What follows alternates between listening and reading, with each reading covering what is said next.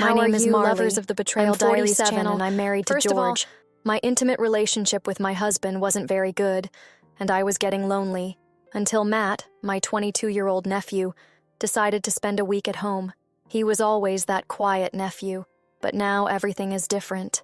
You have no idea what he did to me when my husband went to work. I ask you not to judge me, but there's no way I can regret what I did, because it made my life happier.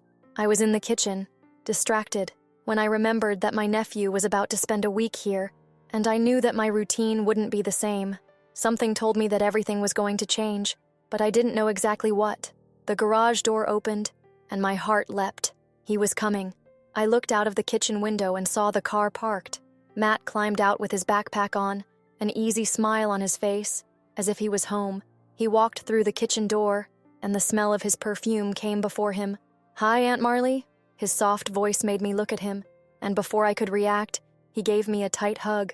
I hadn't expected that hug. It had never been like that. Matt had always been affectionate, but this closeness, this hug, felt different. I stood still for a second, his scent mixed with my perfume. When I pulled away, I could see how much more mature he was. His gaze seemed more intense. Confused, I tried to cover it up. "Hi, Matt," I replied with a shy smile. "Good to see you. Make yourself at home." He gave me a corner-of-the-mouth smile, the kind that always baffled me. I didn't know what to think. He was my nephew, but there was something about his presence that threw me off my axis. While I was stirring the food, he leaned against the doorframe, watching me, as if waiting for something. The tension between the two of us began to grow without me being able to understand it. What was that all about? I'd known him for years, but today he seemed different. "What's up, Auntie?" He smiled, leaning closer to the wall, as if to make me nervous. "What have you been up to? We haven't talked properly for a while, have we?"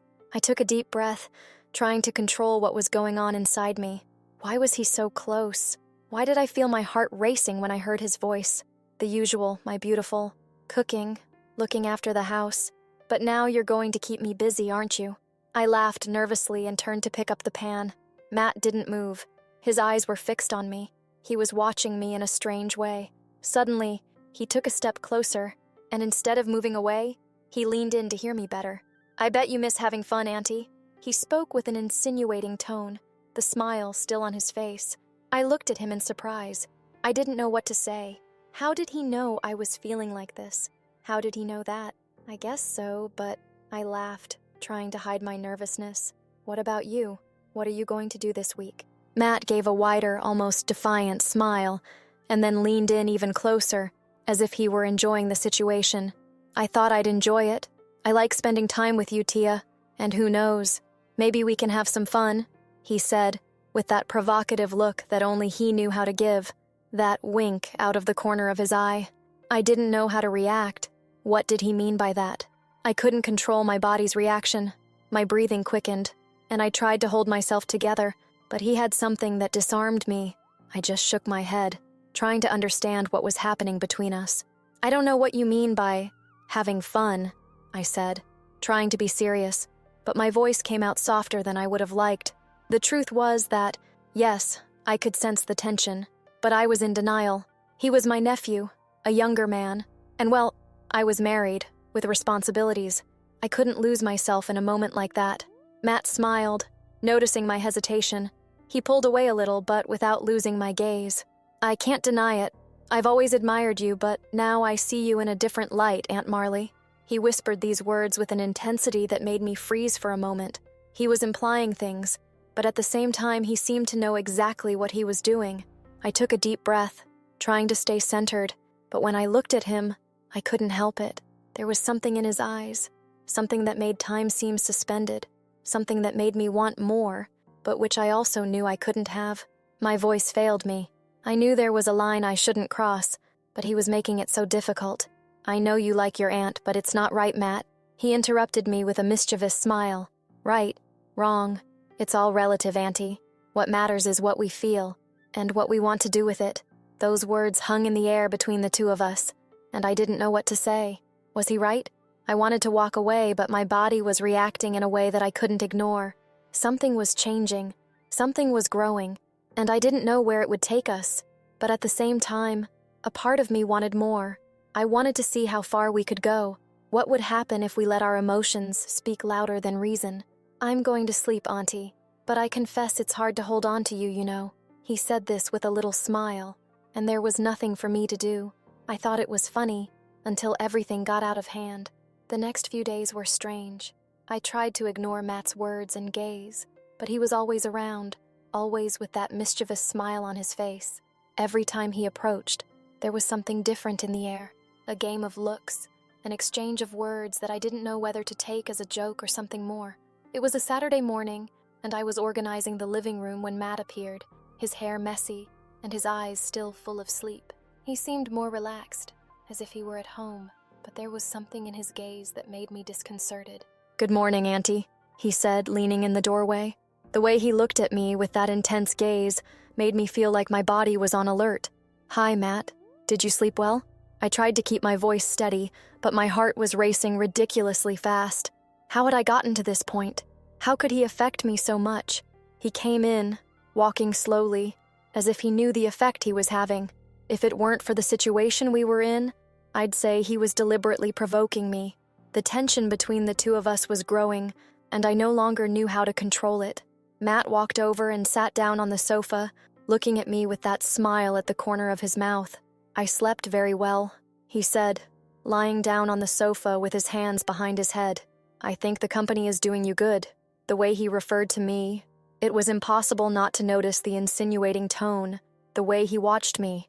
I pretended not to notice, but I couldn't help casting a quick glance at him. His eyes were fixed on me, with that glint I'd never noticed before. He was testing the limits, and I didn't know how far I could go. "You're very cheeky, you know that?" I said, trying to maintain a joking tone, but unable to hide the intensity in my gaze. Matt stood up quickly, approaching me. He was so close now that I could feel his presence, smell him, and my heart raced once again. He smiled, pleased to see me so disconcerted. "I'm just being honest, Auntie," he replied in a low, almost whispering tone, as if it was just between the two of us. "You feel it too, I can see it. Has Uncle gone to work yet? That way you'll feel more alone. He always said something to make me feel more needy." "Yes, he has, but I'm not alone if you're here with me." I pulled away, feeling the need for space, but something inside me told me I shouldn't. I wanted to scream at him, to get away. I wanted to shout at him to back off, but the words wouldn't come out. He was too close. "It'll be fun, Auntie," he said, with that mysterious smile on his face, before leaving the room, leaving me alone with my confused thoughts. I was shaking, my body still feeling his touch. I didn't know what was happening to me, but one thing was certain. The line between right and wrong was becoming increasingly blurred. Adrenaline coursed through my veins, but at the same time I knew that I could no longer ignore what was happening between the two of us. Now, all I knew was that I couldn't go back, no matter how hard I tried to resist.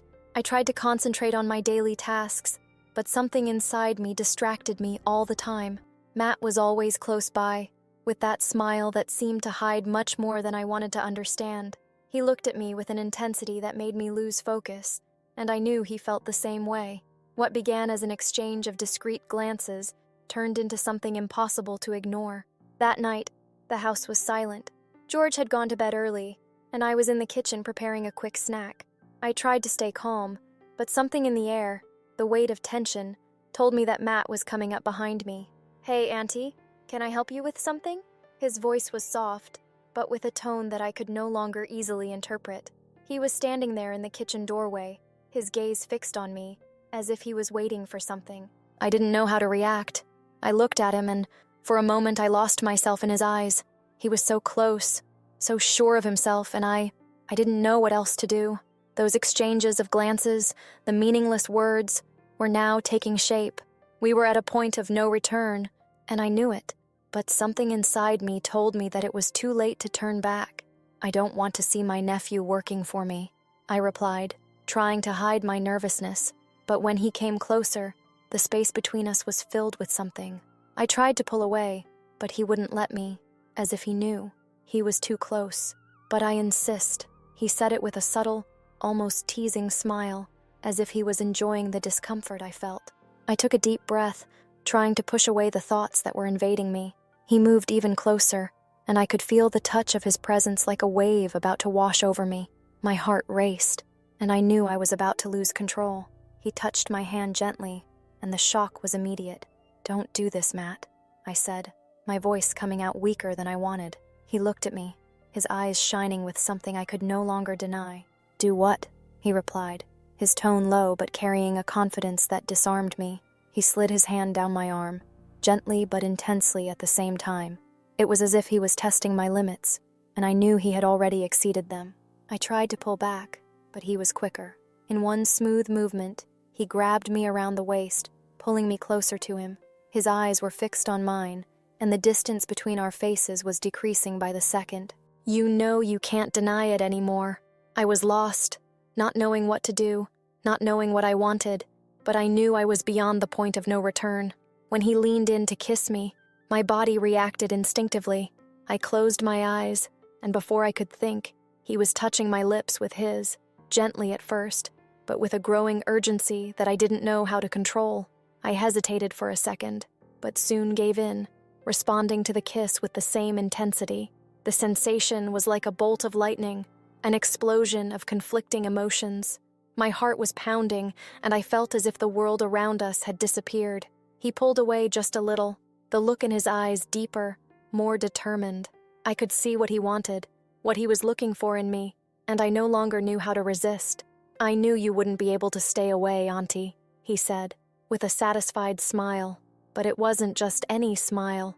It was the smile of someone who knew that he had touched me in a way that I would never forget. I didn't know what to say.